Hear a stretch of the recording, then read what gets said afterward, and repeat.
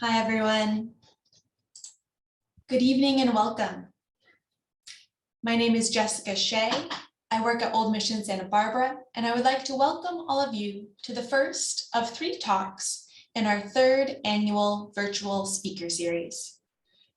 This year's series is Climate Change, Caring for Our Common Home.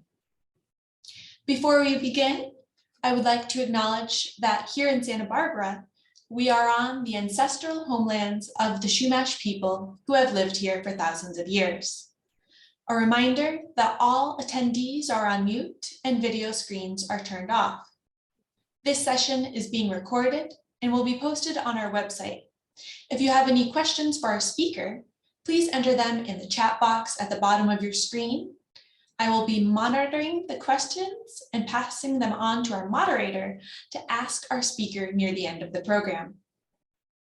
This evening's program is free and will be available online afterward.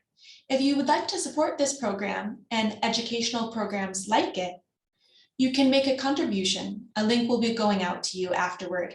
Of course, this is completely optional, and we appreciate you being here this evening and hopefully on the coming 2 Wednesdays for the subsequent talks as we discuss aspects of one of the most pressing issues of our time, climate change.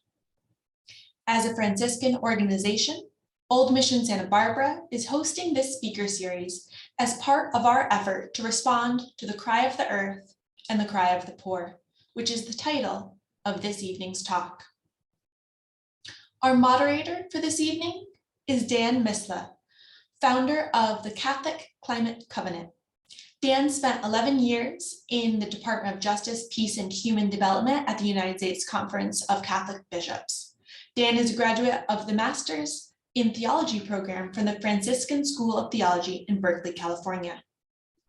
I will turn the program over to Dan, who will introduce our speaker this evening, Dr. Ramanathan. And Dan will lead the Q&A after his talk. Dan? And Dan, you're on mute. If I had a quarter, right?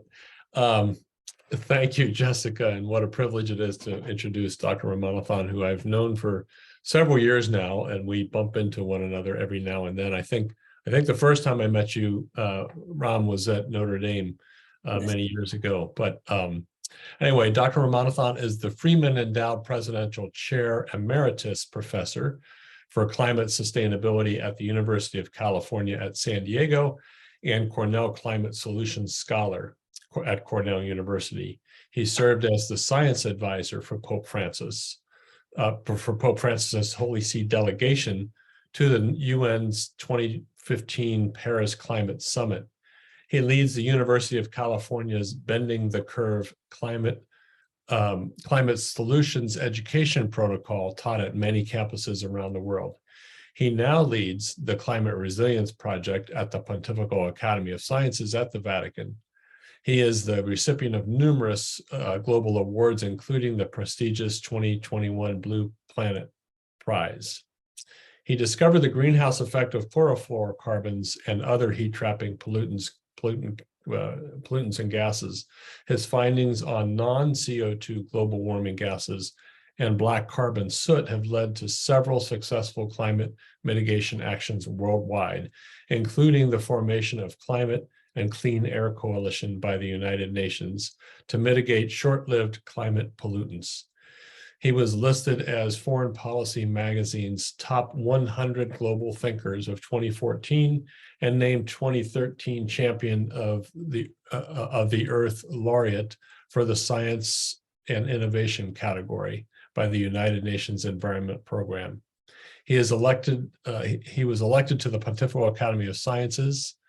He's a member of the Royal Swedish Academy of Science and the US National Academy of Science and the World Academy of Sciences. So, Dr. Ramanathan, welcome, and we look forward to your remarks. Thank you very much, Dan, for the generous introduction. I also want to thank Ms. Jessica Shea for inviting me to talk to you. The title I gave was Resilience, and this is a new a path for me too. And so let me just give a couple of minutes background on why resilience. Until a few years ago, we thought we could reduce the emissions of these heat trapping gases, which is heating the planet, and bend down the warming curve before it gets too large. Now, as we are already experiencing, climate change is here. Many of us are suffering from this, just too many. And so compare that with the inequality. There are about 3 billion people on the planet who cannot afford fossil fuels. And they're in the so-called poor poverty category. America alone has about 38 million in that category. So the overwhelming feeling amongst at least the Vatican, I'll give you a Pope Francis's quote on this resilience, but amongst many leaders around the world, that we need to figure out how to adapt. So, and that was a conversion for me just about 5 years ago. Before that, to me, speaking of resilience is admission of defeat, that we can't control the climate. So I want to start with you, my personal journey. Jessica, if I can have the first slide, please.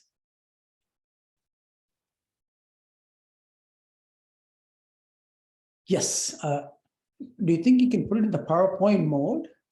Yes. This one is okay, but some of the others have letters. I mean, yeah, great.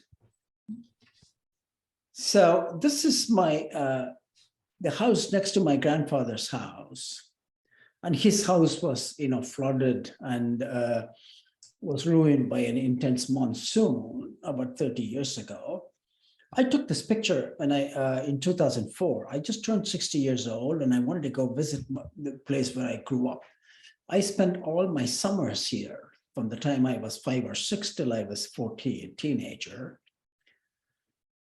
And it caught my attention. That's exactly how I was when I was young, sitting in that veranda with no shirt on top because it's just too hot and humid. You can't go inside the house. It was oppressively hot. And we didn't have any sandals, so we couldn't step on the mud road. It was just too hot. All we could do was just sit there. But you see those kids' faces, they were some of the most happy kids. And I was such a happy kid, although we didn't have much. And with global warming, this kind of an oppressive climate region, we are thinking it's going to expand, okay?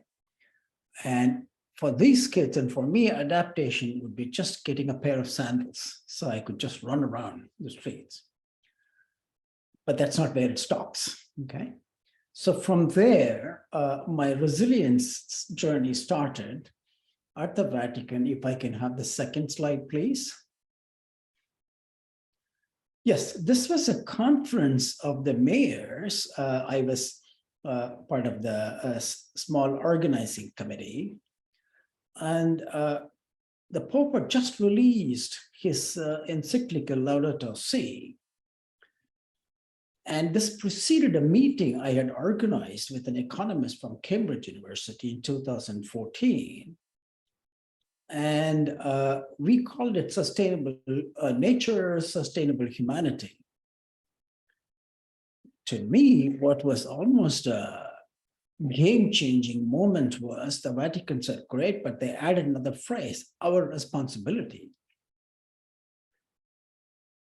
So this was a meeting we organized in 2014. You see, until then, I saw climate change was an exciting scientific problem. And I thought all my duty was just to do the science. Somehow that phrase, our responsibility, shook me to the core. And I started working on the solutions. So I want to mention to all of your mission members that I have heard a little bit painfully in America, some say, I don't have to learn climate change from Pope Francis. You see, it turned out as a climate scientist, he sent it to about 3 or 4 of us, working in this area. He chose us, mainly those who had worked on it for a long time. So you see, as of today, I had worked on this problem for almost 47 years. And, I mainly reviewed the science, and I can tell you, Laudato Si is one of the best scientific and social documents on climate change. Why am I saying that? You can't find anything wrong with the science written by the church.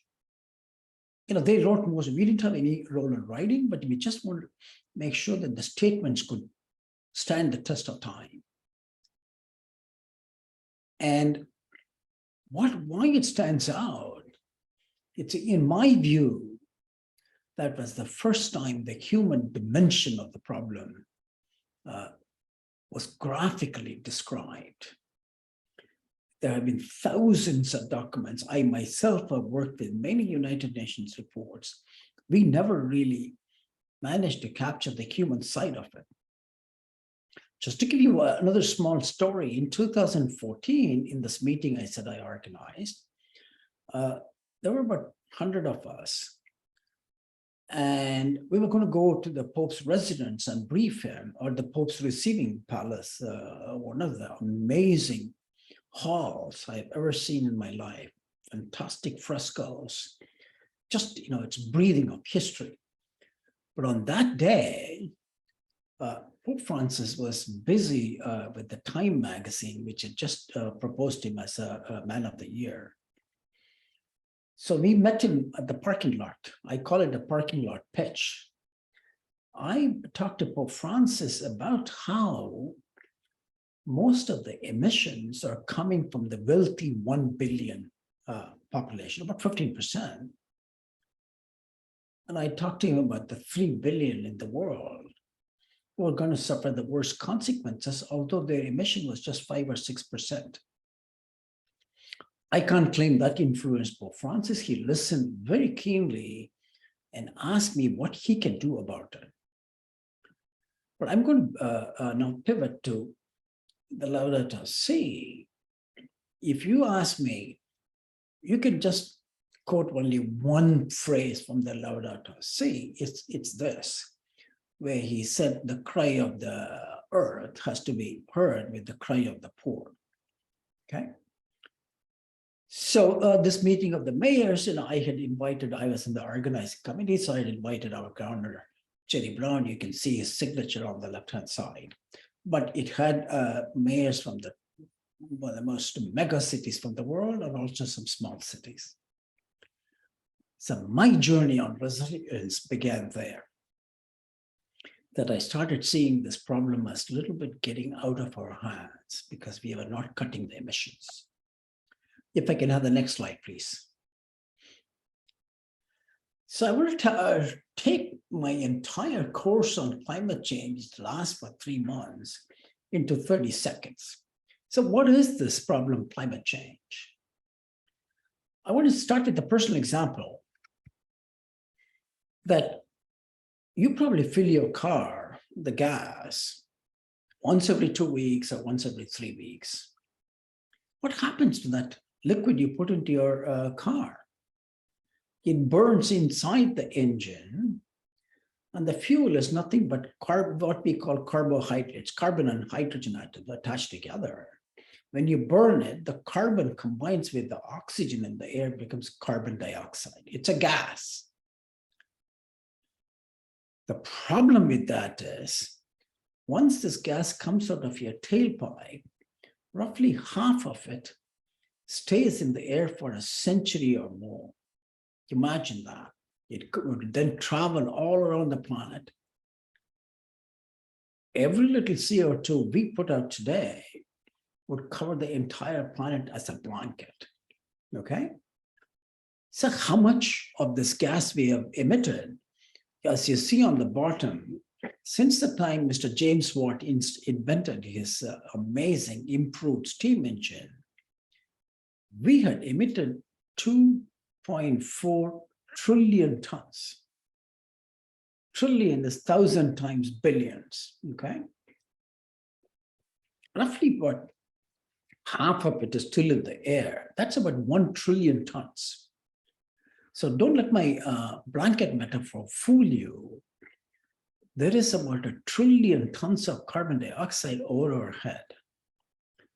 Just to give you a feel for what that is, the solid waste we put, everything we put all in our garbage cans, everywhere around the world, that's only 2 billion tons.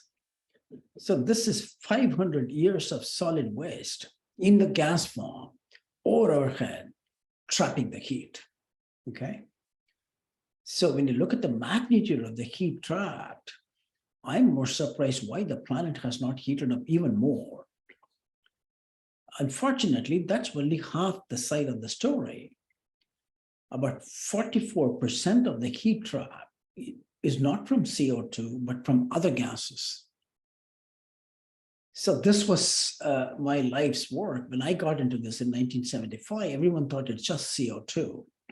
It turns out the refrigerants in our refrigerators are about 2,000 times more potent than CO2. Methane, which is leaked from gas pipes, comes from manure in the farms. That's about 25 to 100 times more potent, and so on and so forth, okay? So that's in the shell what is global warming. Because carbon dioxide stays in the air for 100 years, it is like COVID, emission anywhere, any corner in the planet would be global warming everywhere. You can run your car in a remote place like Antarctic or Arctic, that will still heat the entire planet. So we are all interconnected. What that means is that the only way to solve the problem is to work with all others on the planet. This is not a problem we are going to solve by pointing fingers at each other. If I can go to the next one, please, Jessica. Yes. See, by 2015, the planet heated up by 1 degree Celsius. We use the Celsius thing, but it's about 2 degrees Fahrenheit. When it reached that was a major turning point. Until then, we thought the main thing we have to worry about is glaciers melting, ice sheets melting, increasing sea level. And we thought we had to protect that. That's still a major problem. What we have learned in the last 10 to 15 years, this warming has increased the intensity and frequency of extreme weather. So I call it climate change has morphed into climate disruption as of about 10, 15 years ago. Right now, we must all feel and pray what Florida is experiencing with Hurricane Ian. I can't claim this hurricane was due to climate change, but what we know, its intensity has been increased by global warming. I'll show you next, just one quick data point. So what has happened? I put the statistics there, you can read it yourself. The disasters numbers increased by 400% from 1970s. 2 million people have died just from weather extremes. And the world as a whole has incurred a loss of $3.6 trillion. Okay, this is all UN data. So why, when I'm just gradually heating the planet by 1 degree here, 2 degrees there, why are these weather beasts running amok? Okay, so I'll touch on that next, but first I want to talk to you about a little bit about California. If I can have the next slide, please. So this is a study, many have done this, we are still working on it. We have just marked the regions where have become what we call extremely dry. You can see California, right? And also the entire Southwest. I don't know how many of you know, of our 33 million acres of forest, about 14 million acres are burned or exposed to intense fires. Okay, 40% of our forests are affected. Unfortunately, we are not alone. Look at Amazon. We are now thinking of Amazon as losing its resilience. Okay, and then look up to your right, the entire Mediterranean is drying. And then parts of China, Australia, etc. If I were to draw a map of intense storms and flooding, it'll be other regions.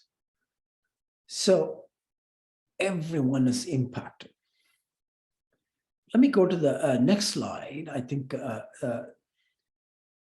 that explains to you why weather extremes are running, or weather extremes are increasing.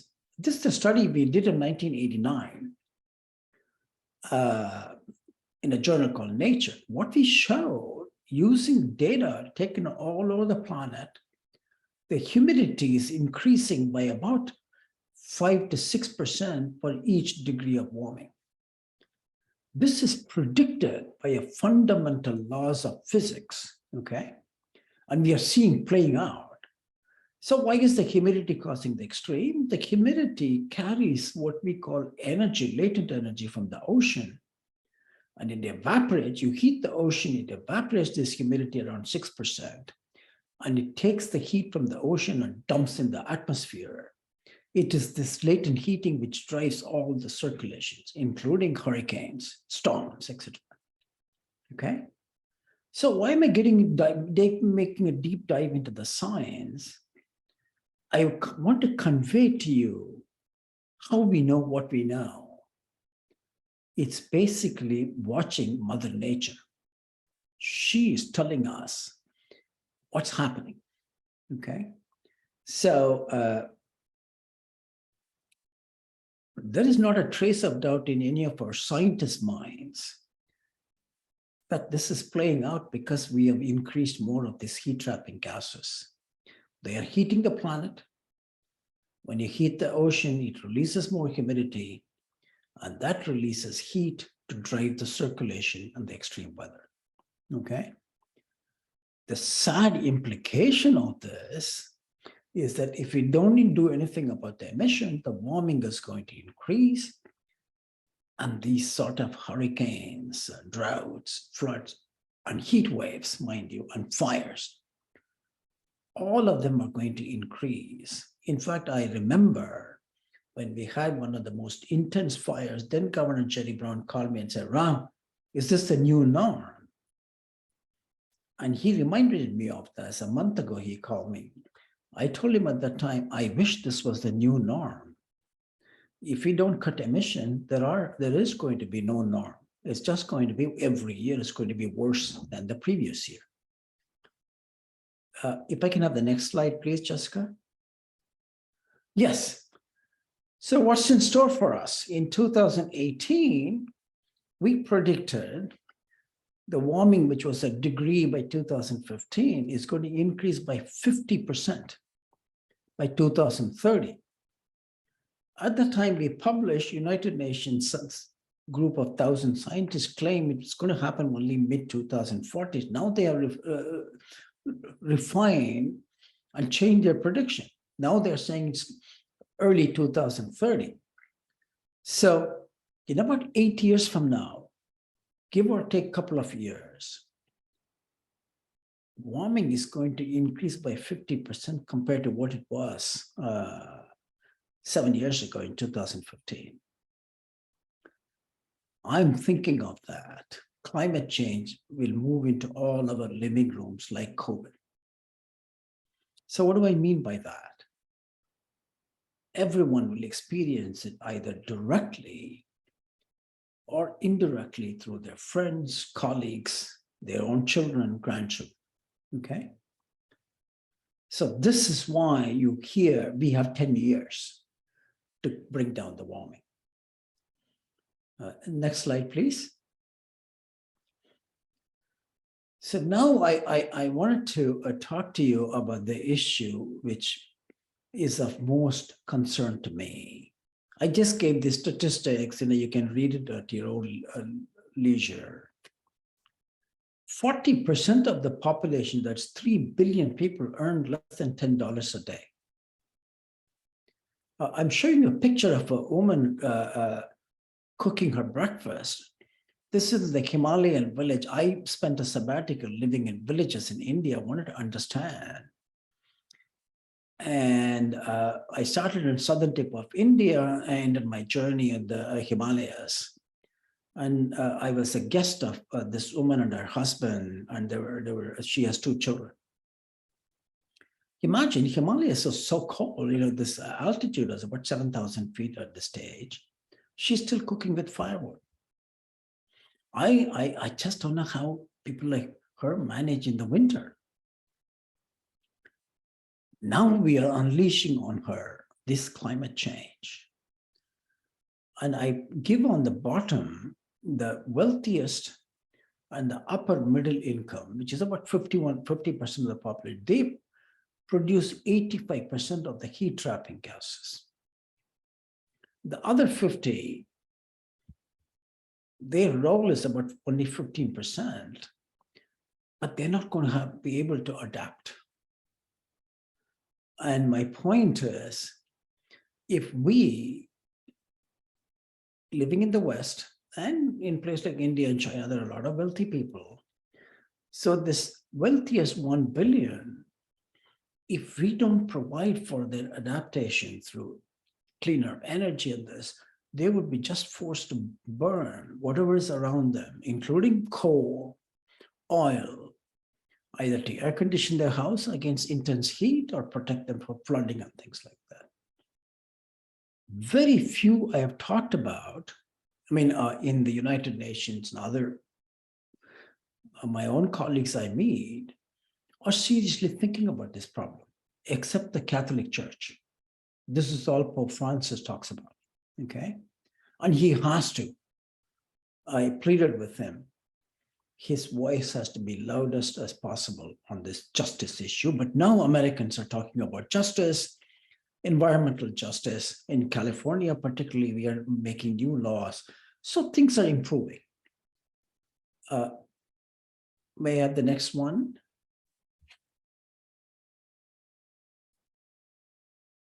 So in the scientific parlance, that's called intragenerational equity. There is another issue I want to bring to your attention, intergenerational equity, okay? If we don't cut our emissions, why do I keep saying that? Sadly, the largest emission of CO2, close to 40 billion tons in 1 year, happened in 2021. So we're not close to bending that emission curve. So I know we all care for our children. We give them the best education, the best of this, best of that. But the planet we are handing them, in my view, if we don't cut the emissions, there is a 5 to 10% probability that plane is going to crash. Okay, it could be collapse in the natural systems or collapse in the social system with millions and millions of climate refugees fleeing their country. I'm sure all of you are Pakistan. 1/3 of Pakistan is buried in floods about a month ago. Okay, where are they going to go? So what we are doing, we will never get on that plane. If I tell you that plane has even a 1 in a 10,000 chance of crashing, we won't get on it.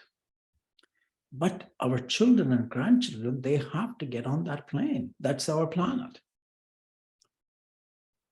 May I have the next slide? Try to wrap it down in 2 or 3. So I started on this 3 years ago journey with the Pontifical Academy of Science. You see, this academy has 80 members, 1/3 are Nobel laureates. To me, what was amazing, I don't know, very few hear about this, about the Catholic Church. They never ask me what religion I am in. I'm not a Catholic, and I'm not even a Christian, but they elected me. And there are many members, Jewish members, and there are a few, who are not even, in any religion, right? So you're chosen for your scientific expertise and excellence. And we organized this meeting. Joachim von Braun is a German scientist. He's the president of the academy. I'm a council member. Cardinal Turkson became the chancellor of the academy just a few months ago. He's very close to Pope Francis. And we requested Pope Francis to release a statement, and I want to read that to you. He says, I have spoken of an ecological conversion, which demands a change of mentality and a commitment to work for the resilience of people and the ecosystems in which they live. You see, I don't think we are able to care for what happens to people thousands of miles away. We don't have to do that. All we have to do is care for our children and grandchildren, hand them a planet in which they can thrive, smile, and enjoy. Next slide, please.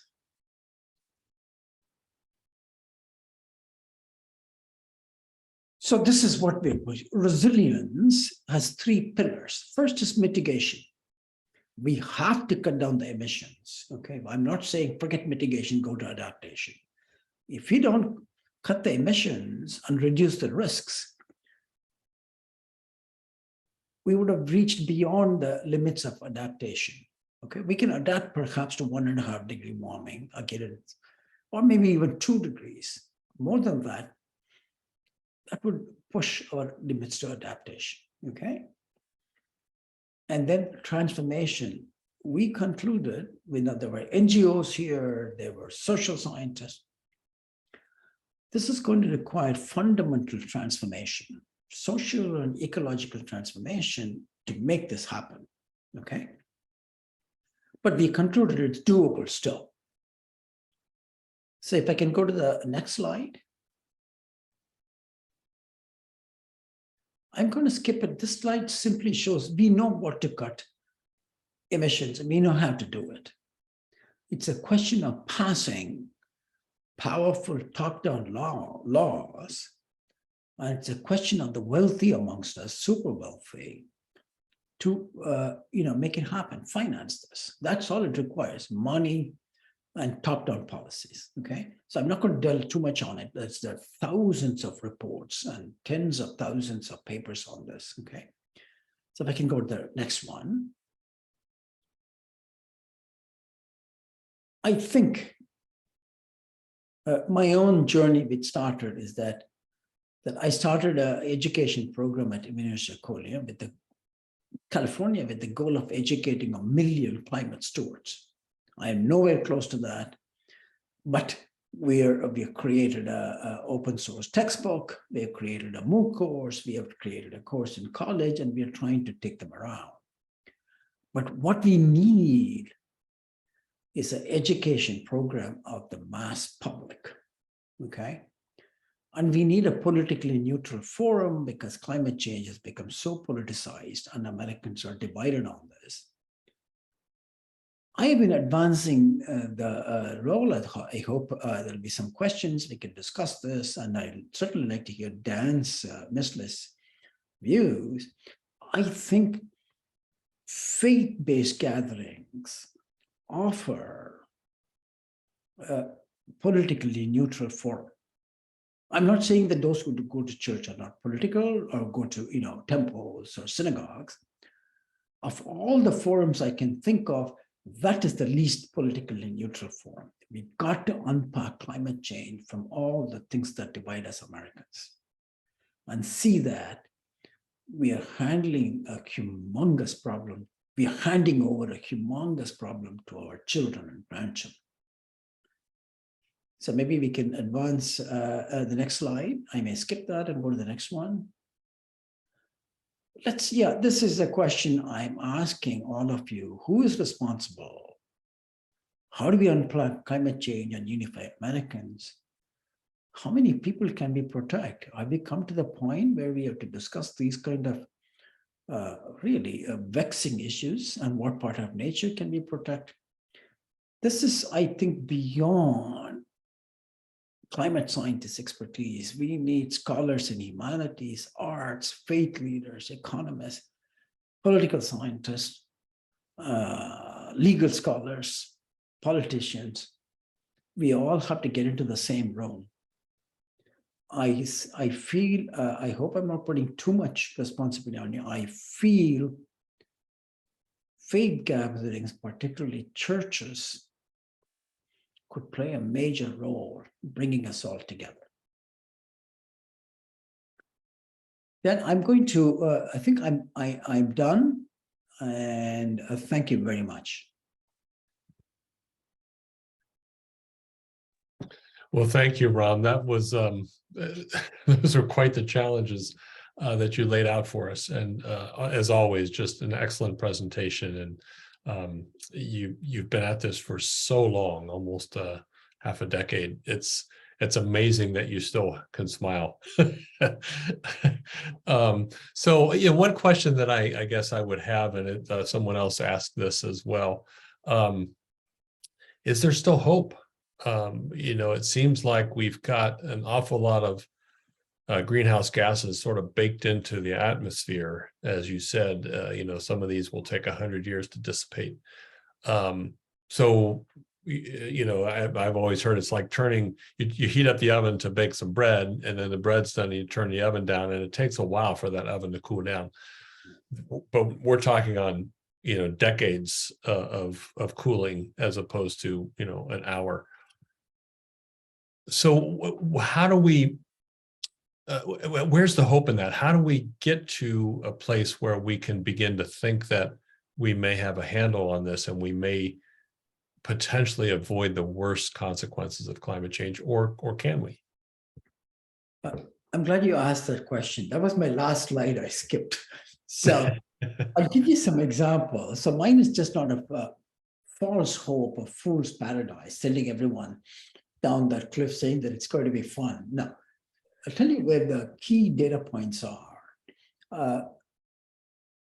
The Paris Climate Summit, right? Most nations joined it except us, and we never could, ratify it.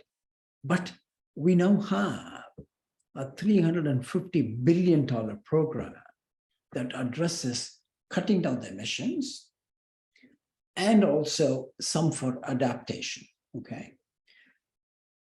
That's nowhere close to what we need. I personally think this is a problem of the order of 2 to 3 trillion a year for the next 25 years we have to do this, but just not US, the whole world, okay? And the second thing, Dan, which happened last week in the US Senate, this is something I worked for and I waited for 46 years. Finally, it happened. Last week, there was what's called a Kigali amendment to the Montreal Protocol. See, the Montreal Protocol did not recognize the climate effects of these refrigerants. They just recognized the ozone effects. They've cut down this chlorofluorocarbons, which was damaging ozone, and replaced it with hydrofluorocarbons, which was 2,000 times more potent than CO2. So I was, along with 2 or 3 of my colleagues, one from Washington, D.C., he's a lawyer, Durward Zalke, and many scientists, we were knocking on doors year after year after year. Hillary Clinton, when she was Secretary of State, recognized this, started a process which John Kerry completed. He amended the Montreal Protocol and to phase out HFCs. But unfortunately, that was fall or winter of 2016, the government changed hands. And they, of course, although US took a lead role, all the nations ratified it except US. Last week, US Senate ratified it. That's not the main thing.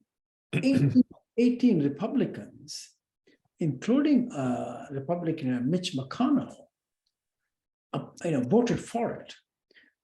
What does that mean? They recognize climate change as something we need to do. So we have this huge hopeful science, and every state is passing laws. California released $50 billion to solve the climate change problem, like New York. And same thing in the world. And I just want to give you one more data point why I'm super optimistic that we're going to solve this problem.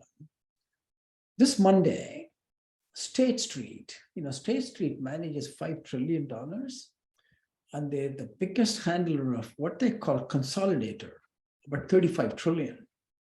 Okay, huge. They're the biggest. They are starting a climate club, and they asked me to organize. I gave them the first talk. And I expected in the chat box abusive language at me. I was surprised. Everyone said, how can State Street help this problem? So the industry is waking up. Their own future is threatened. Okay. So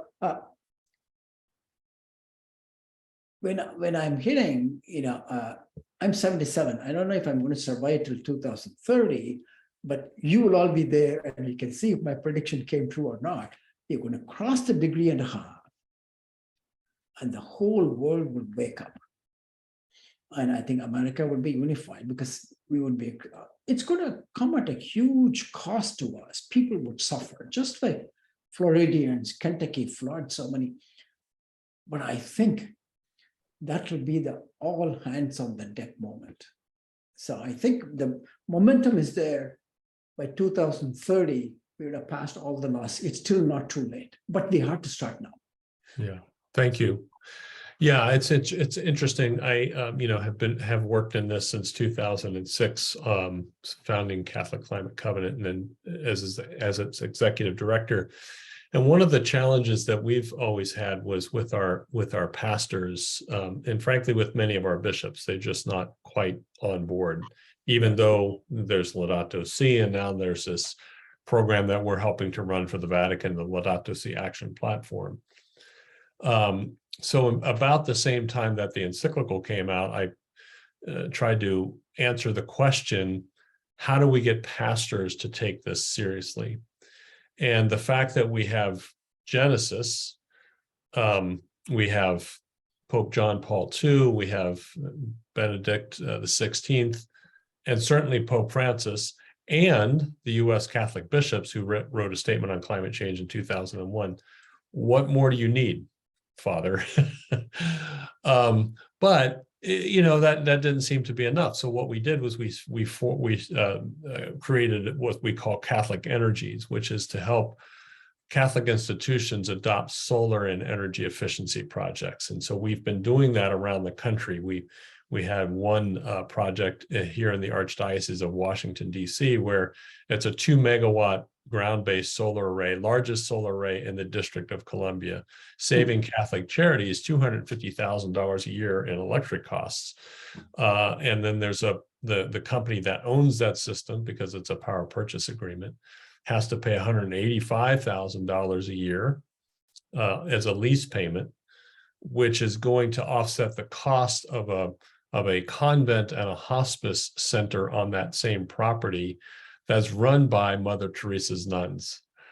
And there's pollinator plants between the solar panels, so it's an urban pollinator study center. So, what's wrong with that? Why would people resist adopting these new technologies and saving all kinds of money? However, we do still, this is a long question, I realize, but we do still have some resistance to it. In fact, we're working with one diocese to try to get them to, we're trying to push net zero now. And we're trying to get this one diocese that has a few schools, and they want to make sure that there's going to be savings as they go about this net zero process. And we said, well, we don't know how much savings you're going to have until we can study your usage and, the scope 1, scope 2, scope 3 emissions and all the rest.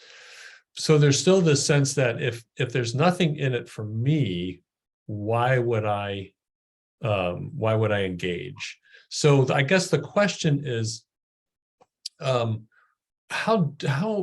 and I guess I agree with you that because it's becoming so apparent, climate impacts are becoming so apparent, that's moving people to action. But how do we, and you mentioned this earlier, how do we get at their heart? How do we help people understand that this is not just about me, not just about saving money, and not just about potential inconvenience to me, but it's for the entire planet, it's for the common good. How do we get at that? What would be your answer to that? Fantastic question, Dan.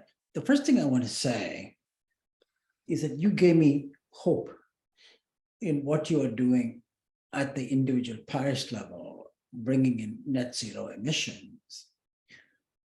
I think that will tell them that this really helps save money. Of course, there's a capital cost. Once you pay the capital cost, then you recover it, right? And then you're making money because you're not paying the huge electric bill. So those kind of what I think of down-to-earth examples is part of this, okay? Because there's so much misinformation. It's going to ruin our economy. It's going to make America poorer than Ghana and this and that. I think, you see, what I think is that we have been doing it. We thought all we have to do is persuade the senators, congressmen, it's done, okay? And we are learning they're the hardest to persuade because they're surrounded by lobbies and all this stuff. Mm-hmm. I have found in my experience, in the last, since Laudato Si, I've probably talked to about 5,000 to 7,000, mainly, Christian groups, because it's organized by Christian universities, institutions. And particularly one in Nebraska, there are farmers from Kansas came to my talk, about 700 people there. Invariably, the question to me is, Professor Ram, we didn't know there is so much data and science behind this. So what we have done, Dan, when I say we, mainly we climate scientists and a lot of policy, we thought all you have to do is write in New York Times and Washington Post, and nobody reads those things. Nobody who are skeptical. So I really don't blame them. Where do they get their news? From certain, papers and news media. So this is where I think if scientists team up with parish leaders, like Jessica here and you here, we develop an educational material. I'm not talking about developing a course. We just don't know how to communicate it. So we need to bring in the local leaders at the individual measure and church and work with them to develop an educational package for the mass. I don't think it exists. And I think my feeling is this has to come from bottom up. We tried the top down for reasons too many to elaborate. I think it's time to start an education from the bottom up, not on climate science.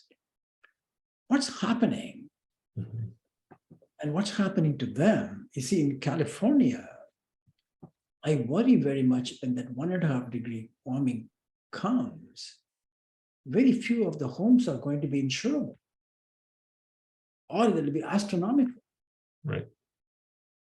Who's preparing them for that? Those who are working in the farms, those who are working as young people. So I think that sort of education would help them focus on the problem. Thank you. I wonder too, one of our theories is that, the Catholic Church and frankly, many churches and other people of faith are hemorrhaging young people. Yeah. They're just not that interested in being involved in their church. And so one of the things that that we've been kicking around is training young people who are very concerned about this issue, to train them in techniques to confront or have conversations with, build relationships with their pastors and their bishops and other Catholic leaders. And I wonder if your experience as a professor, if you see that there's much more hope in the younger generations than in those of us who have gray hair, or in some cases almost no hair. So what's your thought about that? Yes, for example, I was in Cornell University visiting them for 10 days. Without an exception, all the young people I met are supercharged about this. The only negative thing I took is they are so discouraged by lack of action at the top. They're saying, should they just give up and enjoy whatever time they have left? So they're thinking extremely, it's called climate anxiety. Yes. So we have to do something about that, but I agree with you 100%. Appealing to the voting youth is crucial, but without the adults, if we don't educate them, then where are we are locked up, where are we going to get the votes to send the right people to our leadership? I'm not saying that I'm not talking about persuading Republicans to become Democrats. No, they can have their own political beliefs, but we have to persuade them. Climate change is about human well-being. It's about their children and their grandchildren. Yeah, thank you. Yeah, that's super helpful. One question that came in is, what's the most important thing that an individual can do in their daily life to help fight or slow climate change? That's the question I love the most. I'll tell you why. I tell them, Dan, you may become a little bit upset with my answer. I tell them that, look, it depends on how much time you have. If all you have time is to do only one thing, then I would rather not you use that spend time to change your light bulbs, change your house into solar. The problem has advanced so much, it needs top-down laws. You spread the message. Talk to your neighbors. Talk to your uncles and aunts, right? Then what I do is that I'm very proud to say at least 20 of the Uber drivers in San Diego know about climate change from me. When I take a Uber, They're going to hear about it. All my doctors. So that's the level at which individuals can help. Just let's say if you and I can energize about 1 million public, and each of them educate about 10 or 20, it's a done deal. Yeah. Yeah. Thank you. Yeah. So education is key. That's the one thing we can all do. Yes. Talk to people. Spreading the message. Yeah. Great. Could you address just maybe briefly, because we are running short on time. What is the production of meat? What's the impact of meat production on climate change? I want to preface it a little bit, okay? Because there's a personal bias here. In India, I was born a vegetarian. For the first 25 years of my life, I immigrated when I was 25. So I've been here 52 years. And within 2 weeks of coming here, I was in the dormitory. My roommate, who was from New York, saw me starving to death. And he took me to McDonald's and brought me a cheeseburger. For me, there was no looking back. So it's easy for me to tell someone, oh, give up meat, switch to plant-based diet, okay? My worry is that's going to divide people. So I would rather, because it is large, I think it's probably about 8 to 10%, or the whole agriculture is about 20%, and half of it, or even 2/3 maybe from meat. I would rather first cut fossil fuels, which is damaging so many things. Okay, and I would address the meat issue gradually over a period of 20 years. By 2040, 50, when we cut our emissions to about 70%, what will be left is emissions from meat eating. Then but we got to start now. But I wouldn't put it on the top of my agenda because I'm afraid that's going to divide America, and then we are done. Okay, Thank you. Yeah, that's helpful. You asked me a scientific question, I gave you a political answer. Sorry. Well, no, I mean, I think I found that in my own experience that, you know, it's sometimes we have to bring people along gradually, but the important thing is to have the conversations.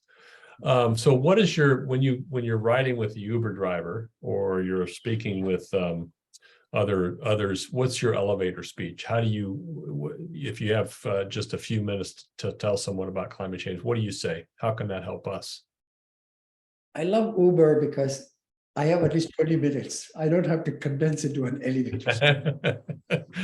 So normally what I do, Dan, I do is I start a conversation. Okay, are they experiencing climate change? And then I slowly take it to, do you know about it? Okay.